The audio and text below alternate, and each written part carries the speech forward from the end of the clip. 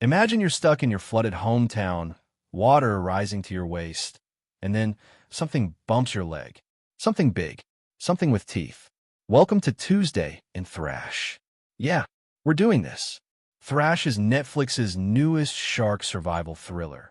And if that sentence alone didn't already make you hit play, then I genuinely don't know what we're doing here. This is a movie about sharks in a flooded town, eating people, and it is exactly as gloriously chaotic as that sounds. Now, before we go any further, let's set some expectations, because the way you walk into Thrash is everything. This is not Jaws. It is not trying to be Jaws. It is not sitting in a dark corner, quietly wishing it was Jaws.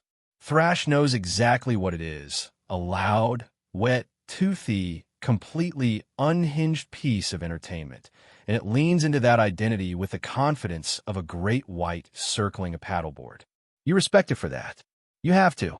So let's break it down. The setup is beautifully simple in the way only disaster movies can pull off. A massive hurricane, Hurricane Henry, which is a wonderfully ominous name for a storm, absolutely demolishes a small coastal town. Streets become rivers. Houses become islands. The whole place is underwater in what feels like about 20 minutes of screen time. And because this is a shark movie and not a documentary about FEMA response times, the floodwaters don't come alone. They bring guests. Big ones. Hungry ones. The kind with dead eyes and absolutely no interest in your personal feelings about the situation. The concept hits that perfect sweet spot of, I've seen this before, and I cannot stop watching. You've got the flooded town from every disaster thriller you've ever seen. You've got the sharks from every shark thriller you've ever seen. Put them together, and something clicks in your brain, some primal movie-watching instinct that just says yes. More of this, right now. And then you meet the characters, who are scattered around town in various states of terrible luck. You've got people trapped in buildings, people stranded on rooftops, people making increasingly bad decisions in the water. The full disaster movie roster. Each group has a reason they can't just leave, a reason they're stuck, a reason the sharks are now their problem specifically. Some of those reasons are more convincing than others. But here's the thing. Thrash moves so fast you barely have time to question the logic before someone else is getting dramatically yanked underwater. That's smart filmmaking, by the way, or at least very effective filmmaking. What's surprising is how quickly you actually start caring about these people. The characters aren't deep. They're not complex psychological portraits of the human condition, but they're drawn with just enough personality that you're rooting for them, or in some cases, kind of hoping the sharks make good decisions. You know the type.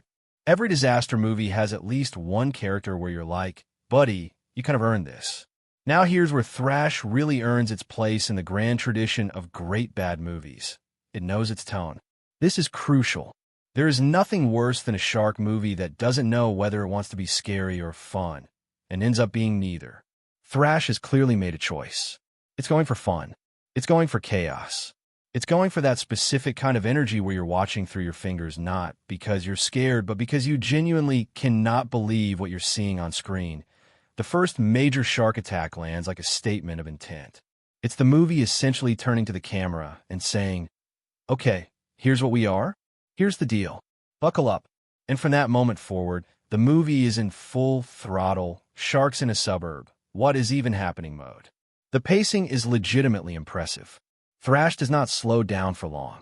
Every time the tension starts to ease, every time you think someone might catch a break, the water starts moving again.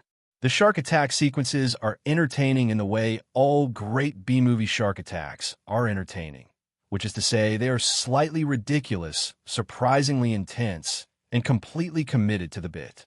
The climax delivers. Without getting into specifics, the finale goes to places that made me actually laugh out loud. Not because it's bad, but because it is so thoroughly committed to giving you the most movie possible in the least amount of time. It swings big. You appreciate the swing. But, and there's a but, Thrash isn't a perfect ride. There are stretches where the movie takes itself a beat too seriously. Dramatic pauses that don't quite land. Emotional scenes that feel slightly out of place in a film where someone just fought a shark in a parking garage. The tonal inconsistency doesn't sink the movie. Nothing close. but it does occasionally interrupt the fun with a speed bump you weren't expecting.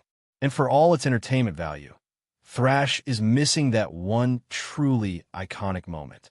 That unforgettable image, that single scene you'll be describing to friends for months. Jaws had the head in the boat. The Meg had its stadium-sized third act. Thrash has a lot of great moments, but never quite assembles them into the one legendary set piece that would elevate it from really fun to genuinely legendary. It gets close, but close and legendary are different things. Here's an interesting wrinkle, though. Thrash apparently had some theatrical ambitions before landing on Netflix. And you can feel that in the way it's shot.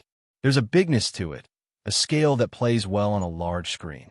But honestly, it works just as well, maybe better, as a couch experience. This is peak.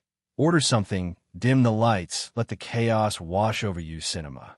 It's a communal movie that somehow also works perfectly when you're watching it alone at midnight, making increasingly unwise snack decisions. So where does all of this leave us? Thrash is not a perfect movie. It is not trying to be. What it is, what it genuinely succeeds at being, is a tremendously fun way to spend an hour and 40-something minutes. It's the kind of movie that reminds you why we love ridiculous premises executed with genuine energy. It respects your time by never being boring. It respects your intelligence by never pretending to be something it isn't. Is it Jaws?